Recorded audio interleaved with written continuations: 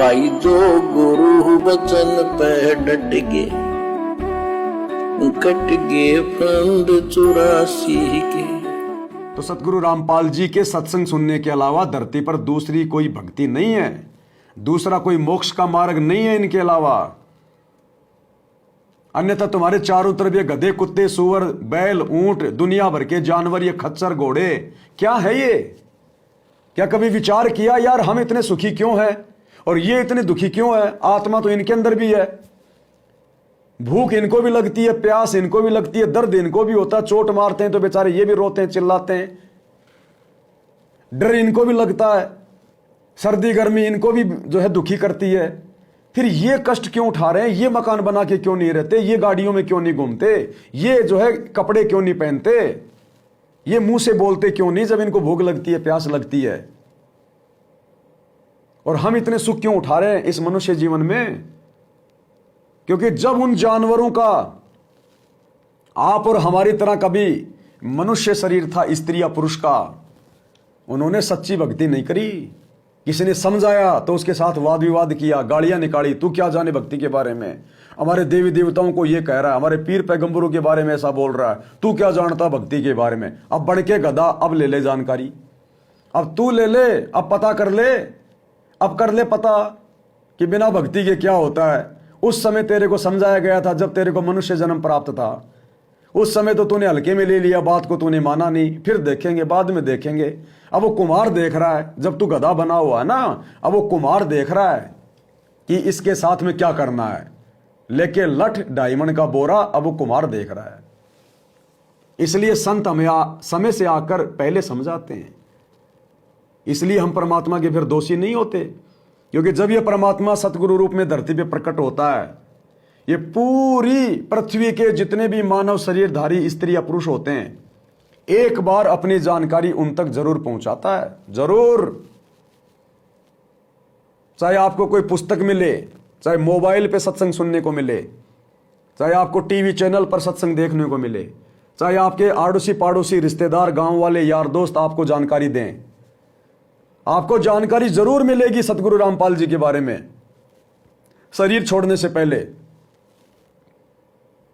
ताकि आप परमात्मा के दरबार में जब आपका हिसाब किताब होगा, जब वहां आपसे पूछा जाएगा मनुष्य शरीर लेके गया था स्त्री या पुरुष का, भक्ति लायक नहीं लाया, कमाई करके लायक नहीं लाया, यहां का धन तो यहीं छोड़ गया, यहीं का परिवार तो यहीं रह गया, ये यार दोस्ती सब यहीं रह गई, वहां केवल अपने कर्म जाएंगे, शरीर भी नहीं जाएगा, यहीं दो मुट्ठी राख बन जाएगा, जला देंगे लोग, दफना देंगे जमीन में, गाड़ देंगे। वहां केवल आत्मा जाएगी, सूक्ष्म शरीर, अपने कर्मों का हिसाब कि बेटा तेरे को भक्ति करने के लिए ये मनुष्य शरीर दिया था, ला क्या लाया कमा के, क्या दिखाओगे?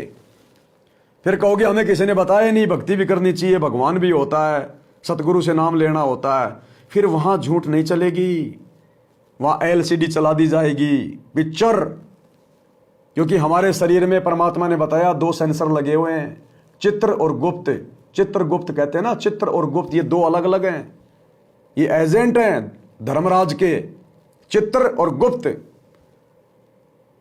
जो चित्र होता है वो क्या करता है, हम लोग प्रत्यक्ष रूप में जितने भी अच्छे या बुरे कर्म करते हैं, प्रत्यक्ष रूप में जितने भी अच्छे या बुरे कर्म करते हैं, उन सब का अकाउंट ये चित्र रखता है और रोजाना एक फैक्स धर्मराज के दरबार में भेजता है कि आज इसने सुबह से लेकर शाम तक आज इसने ये कर्म किए, अच्छे या बुरे।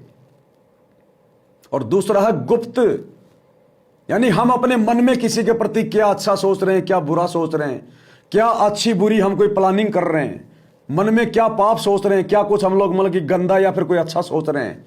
जो गुप्त जो बातें हम सोचते हैं, जो कर्म करते हैं गुप्त साइलेंट में, वो गुप्त जो एजेंट है धर्मराज का, वो उन बातों का फैक्स रोजाना धर्मराज के पास भेजता है कि आज इसने अपने मन में क्या क्या सोचा, क्या क्या इसके गंदे विचार आए, क्या क्या इसके मन में कोई अच्छे विचार आए। वो गुप्त उन गुप्त विचारों को, बातों को ऊपर भेजता है। और जब हम शरीर छोड़ के जाते हैं, हमारा सारा बायोडाटा वहां पर रहता है। जैसे आजकल अंगूठा लगाते ही, फिंगरप्रिंट लगाते ही आपका पूरा बायोडाटा आ जाता है कंप्यूटर पे। तो हम उस परमात्मा से फिर बच नहीं पाएंगे, फिर पूरा बायोडाटा आ जाएगा, एलसीडी की तरह चलेगा वहां तुम्हारी आंखों के सामने कि देख तेरे को तेरा रिश्तेदार ने बताया कि नहीं बताया कि सतगुरु रामपाल जी पूर्ण परमात्मा है, नाम उपदेश ले लो, भक्ति कर लो। तेरा भाई जुड़ा हुआ था कि नहीं जुड़ा हुआ था, तेरे को कितना समझाया सत्संग में चल ले, बुराई छोड़ दे, कुछ नहीं रखा, कल को मरेगा गधा बनेगा, भगवान को हिसाब देना है।